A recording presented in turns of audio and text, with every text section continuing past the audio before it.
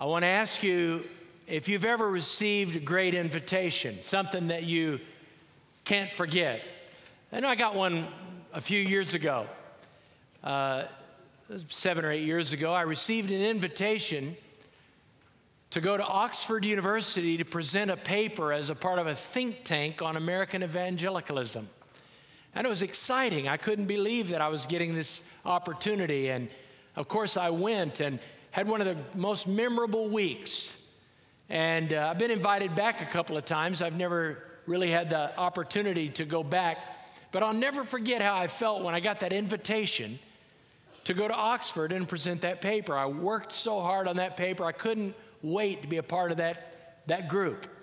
Maybe you've received an invitation like that. Maybe it was to a party or some kind of social function or something work-related where you were invited to be a part of something you weren't even sure you were a part of. But when you got that invitation, you knew that put you in a group you wanted to be a part of. Well, I don't know if you've ever received an invitation like that, or maybe you've received a lot of them. But the greatest invitation that any of us have ever received is the invitation of Jesus when he said, "Come to me, all you who labor and are heavy laden, and I will give you rest."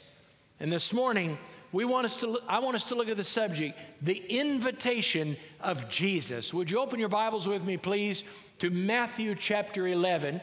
Matthew chapter 11, verse 28. We actually have the words from this great passage right here on the screen. Notice what Jesus said, "Come to me." This is Jesus talking. What an invitation. "Come to me, all who labor and are heavy laden, and I will give you rest. Take my yoke upon you and learn from me, for I am gentle and lowly in heart. And you will find rest for your souls, for my yoke is easy and my burden is light." Not too long ago, Dr. Billy Graham, who I think is probably going to be remembered as one of the greatest people who ever lived in history, certainly one of the greatest Christians of all time. Dr. Graham said, and I quote, "I have sensed unrest in almost every phase of our modern living. This unsettled, sleepless, and fidgety spirit is due primarily to the restlessness of the human heart and its separation from the Christ of tranquility and peace." Have you ever felt that or sensed that in your own life? I mean, the truth of the matter is we do feel restless and at times uncertain. I mean, there's war. Every time you turn on the news, you wonder how much closer terrorism may strike to your own life. And here we are, years into this whole global terrorism battle, and it doesn't seem to be getting any better. In fact, it seems to be getting worse. And the economy is a mess, and people aren't feeling real good about their security and their job. And the reality is, families are not always doing as well as we wish they were. Are you ever restless? Are you tired? Do you feel road weary from the journey? How does rest sound to you today? It sounds desirable, doesn't it? This morning, as we look at this invitation, I want us to look at the life that Jesus offers you and me when he says, "Come to me, all who labor and are heavy laden, I will give you rest." I want us to notice, first of all, that Jesus invites you to a desirable life. You say, what do you mean, desirable life? Well, look at verse 28 again. "Come to me, all who labor and are heavy laden, and I will give you rest." Warren Wiersbe once said, "It is by faith that we enter into rest, and by faith, rest enters in to us." Now, would you agree with me that this is one of the greatest invitations of Jesus? It's not the only one. In fact, the New Testament is full of invitations from Jesus. Think about it. The New Testament even ends with an invitation. The Bible says, "The Spirit and the bride say, 'Come.' And whoever is athirst, Let him come and drink from the fountain of the water of life freely. Over and over, from the beginning to the end, we find invitations. But this invitation strikes a chord in our hearts. Come to me, all who labor and are heavy laden, and I will give you rest. You know, this invitation, some of us may think, well, man, wouldn't it have been great to have been around when Jesus was around so I could really have done this? No. When Jesus said, come to me, he wasn't just talking about those in close proximity, physically or geographically. When Jesus said, come to me, it wasn't a matter of distance, it was a matter of discipleship. Jesus is calling all of us, whether we lived 2,000 years ago, which none of us did, or whether we live today, which all of us do. Jesus says, come to me. We can still obey that command of Jesus to come to him. In fact, the phrase come to me is a verb. It's the same exact word that Jesus used in Matthew 4 along the Sea of Galilee when he said to those first apostles, follow me and I'll make you fishers of men. Same word in the Greek New Testament. And while we're on the subject, the word come to me or come is a verb. And as a verb, it's an imperative. It's not just an invitation, it's a command. Jesus is saying, come. He's not saying think it over for a few days, take it or leave it. He's insisting upon it. Come to me if you want to find rest. If you want to enjoy this kind of life, there's only one way. He said, come to me. And then how many of you know verbs have tense? You say, come on, Pastor, it's Sunday. Do we have to deal with this? No, this is interesting. You'll love it. Verbs have tense, like past, present, and future. But guess what? In the Greek New Testament, in Greek, there are 10 tenses in Greek. 10. And when you start getting down to the second pluperfect, you know you're in a deep dive. But ladies and gentlemen, listen, you're going to love this. There are 28,862 verbs in the New Testament. You say, how many? 28,862. All of them have tense, like past, present, and future. Perfect, pluperfect, aorist, second pluperfect, second aorist, all that. But hey, stay with me.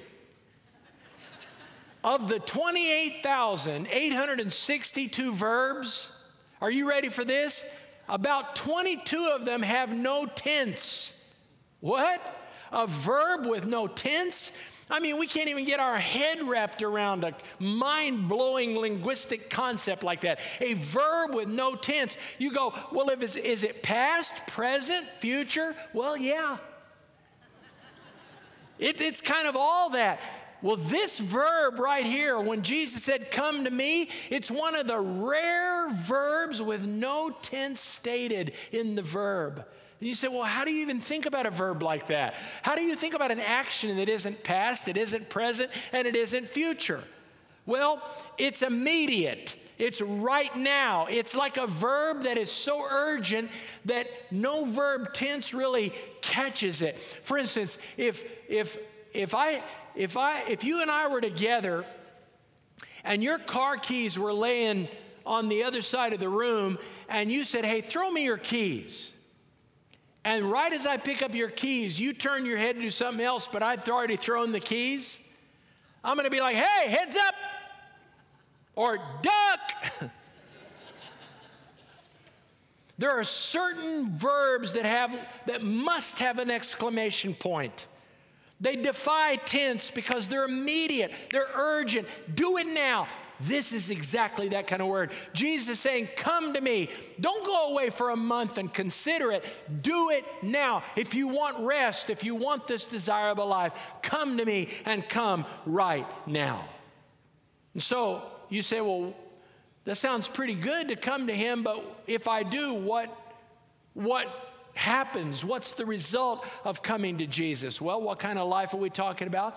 Well, first of all, we're talking about a relational life. Notice what Jesus said, come to me, and I will give you rest. Brothers and sisters, I believe we should be a part of a local church, but when Jesus calls us, the initial call is not to join a church or an organization or a philosophy or a movement or a religious denomination. His first and foremost and most essential, important call to you and me. His first invitation is this: come to me, and I will give you rest. It's personal. You know, we live in an impersonal world, right? You would think that in a city like ours, 110 new people moving to Austin every single day, 70 new cars on the road every single day. You would think with all these people, we'd have a lot of new friends. But it seems to be the opposite. I drive up and down Mopac every single day, along with hundreds of other people, and I never recognize any of them.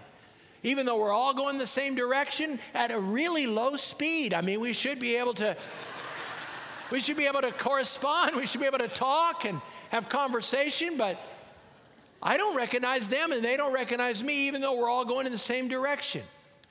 We live in an impersonal world. Let me give you an example. This week I received an email from a national ministry, and the subject line was, "Kie, we are praying for you!" exclamation point. And I thought, wow, they really know what's going on, you know. They know I need a lot of prayer. So that caught my attention. So it's a national ministry, and it said, "Kie, we are praying for you." So I opened it up, and it was a YouTube of people praying for ministers.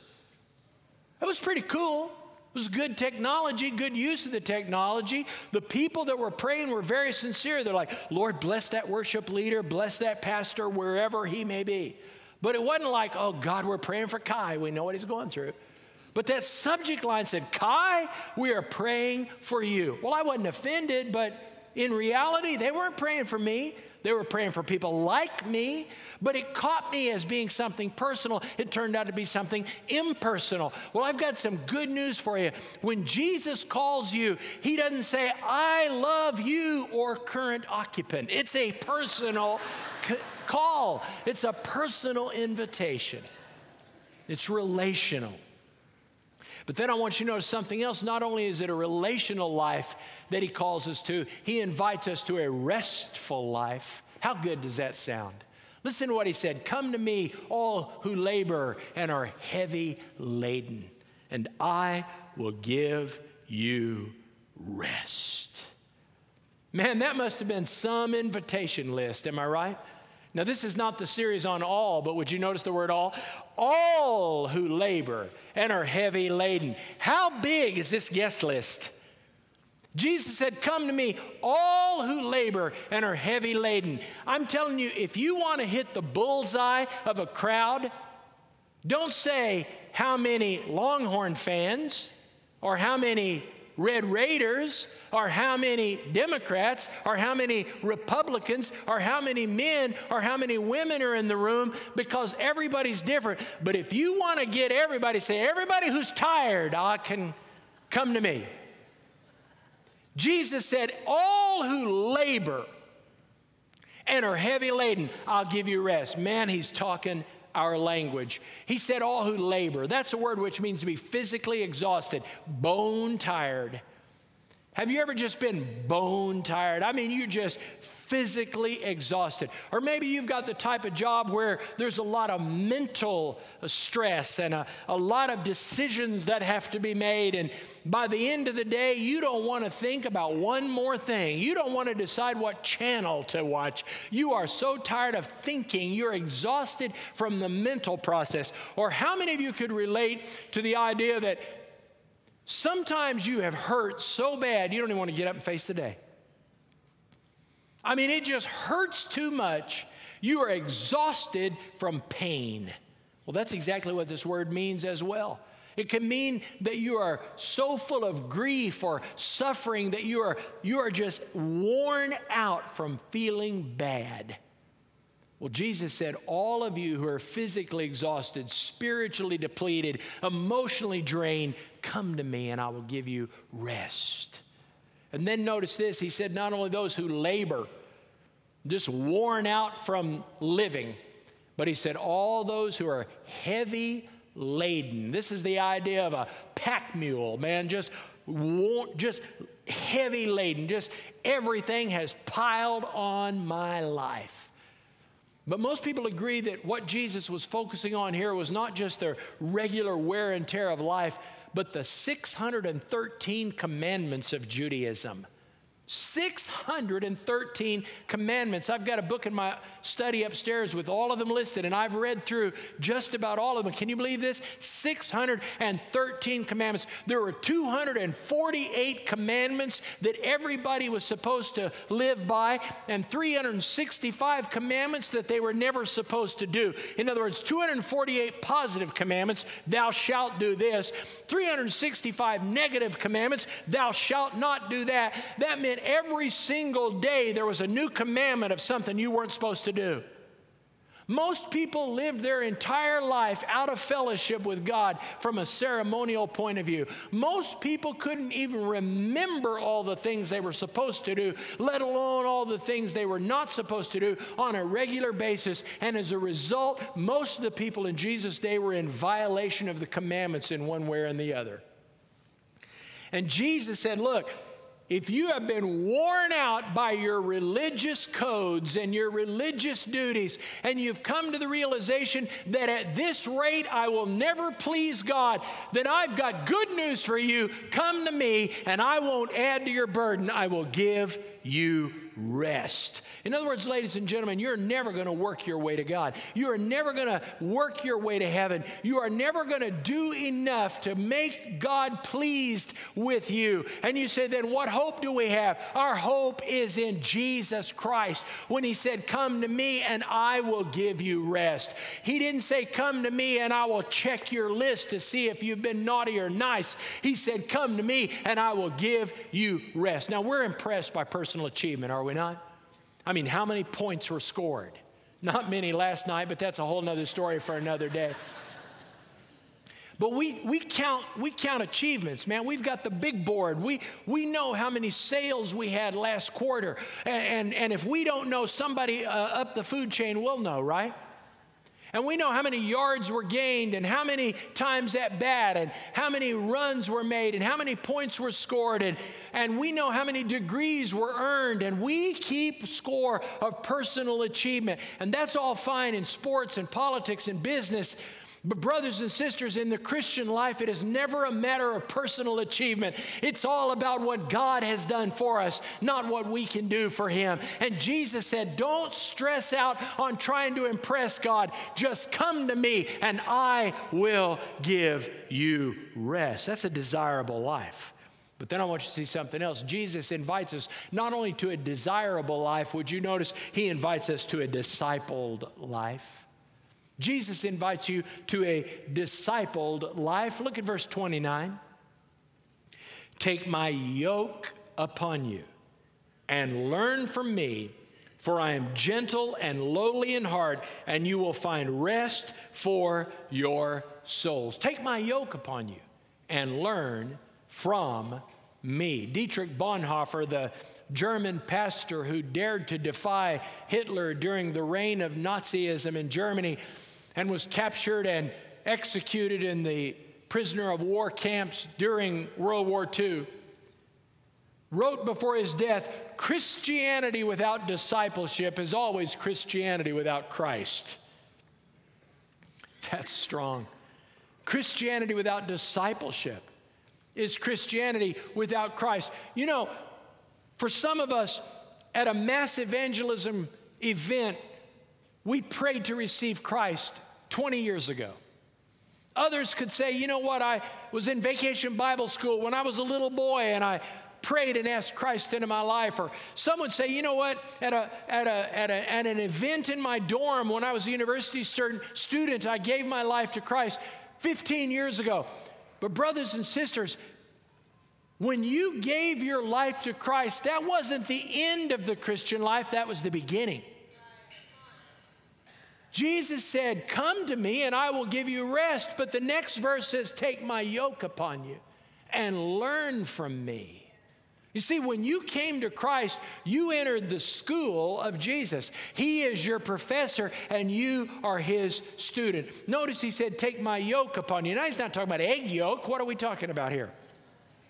A yoke is a wooden beam placed upon the shoulders and around the neck of oxen or cattle or even horses, which allows the farmer to control the direction of animals that are much stronger than himself. And once he puts that yoke, which is a wooden beam with a kind of wooden necklace or chain around the neck or shoulders of the animals, once he puts that yoke upon a pair of oxen, a farmer, no matter how big or small he is, can control the direction of the animals that are under the yoke.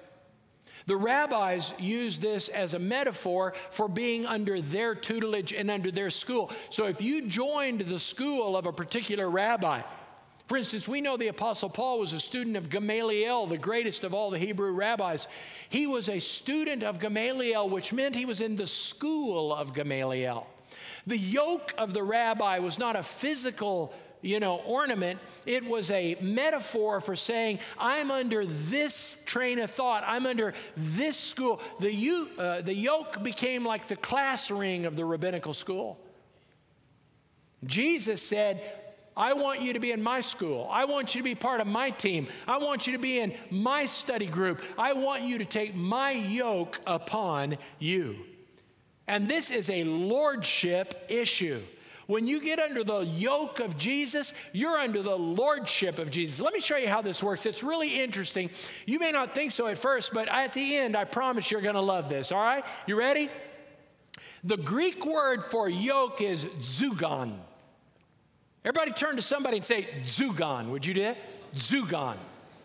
Now, you know how words change from language to language. They sound a little bit the same, but they change a little bit. You ready? So the word zugon, which means yoke, from Greek moves into Latin as jumar. You ready?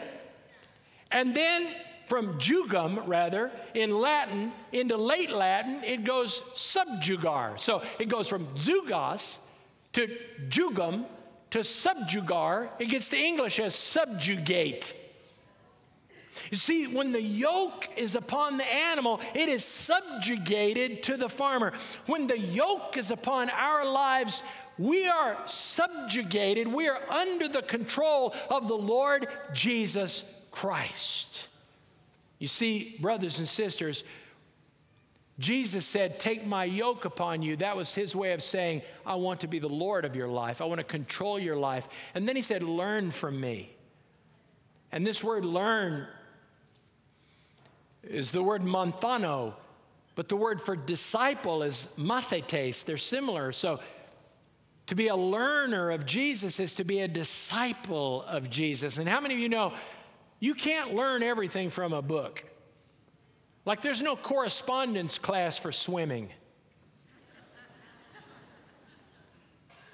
Some things you learn by doing it. Well, this word for learn means learn by doing. Yes, it means learn by reading and studying and getting some basic instruction. But once you start that process, then you got to do something about it. Wouldn't it be tragic if you and I stood before God someday and he says, let me review your life. And you and I said to him, Lord, we learned and we learned and we learned the Christian life. And God says, yeah, you learned it, but you never lived it.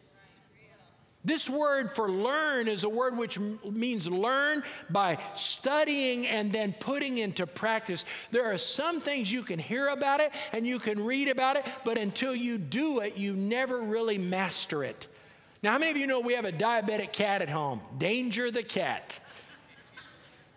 And, Danger doesn't like me. He bit me yesterday. He scratched me yesterday. If I turn my back on that cat, he takes a piece out of me every time he gets a chance. And so he's always been that way, ever since he was a kitten. He just doesn't like me. And then about a year or two ago, we found out he was diabetic. And I'm like, well, Danger, we're going to miss you. But he's Tina's cat. And Tina said, no, there's got to be a way to treat him. Well, the way to treat him, he's diabetic. He's got to get shots of insulin every day. Yeah, twice a day he gets shots of insulin. I mean, it's regular insulin like people use. We get it at the pharmacy. and I have needles and everything, and it's my job to give the cat a shot. 6:30 in the morning, 6:30 at night, I give the cat a shot. And at first I'm like, a shot? This cat hates me already, okay? This cat will bite me, scratch me, hiss at me. This cat does not like me. And now I've got to get the cat and give him a shot twice a day. How much is he gonna love this? And they're like, don't worry, it's easy. And I'm like, are you kidding me? And I know some of you have to give shots, and maybe you have to give yourself shots, but think back on when you first learn it, or you first think you have to give a person or an animal a shot. It's awkward. It's like, I don't think I can do this. And they're like, oh, it's nothing. The vet takes an orange and says, look, you inject the needle into the orange. And I'm like, oranges don't bite. I got to get a cat who's got 4 deadly weapons, not counting his teeth, and I got to stick a needle in him every day. And at first I was like awkward, like with the bottle and the needle, and I'm like having to get exactly the right number of units. I don't want to give him too little and he pass out, too much and he goes on to heaven. I mean, I got to get just enough. And it was awkward. And then to get the cat and put a needle in him and then get away without getting hurt myself.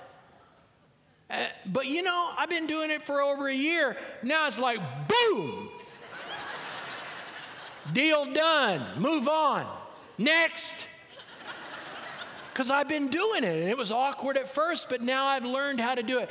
Ladies and gentlemen, that's like the Christian life. You say the Christian life is like a shot. No, no, no. I'm saying the Christian life is something that you learn about by studying and reading, but then eventually, child of God, you got to do something about it. You got to not just learn it, you got to live it. There's some things, brothers and sisters, that we've got to really put into practice. And transformative discipleship only takes place when you live what you learn. Yes, we want you to pray. We want you to study the Bible. We want you to worship God. But that should lead us to the Christian life, not just the knowledge about the Christian life. I don't know if you saw this article in the Wall Street Journal last week that reported that the growing trend in America of wearing expensive athletic apparel with no thought whatsoever of working out. I couldn't help but read this article. It said at the rate of growth, the sale of athletic wear will increase 50% by the year 2020 to a $100 billion a year industry.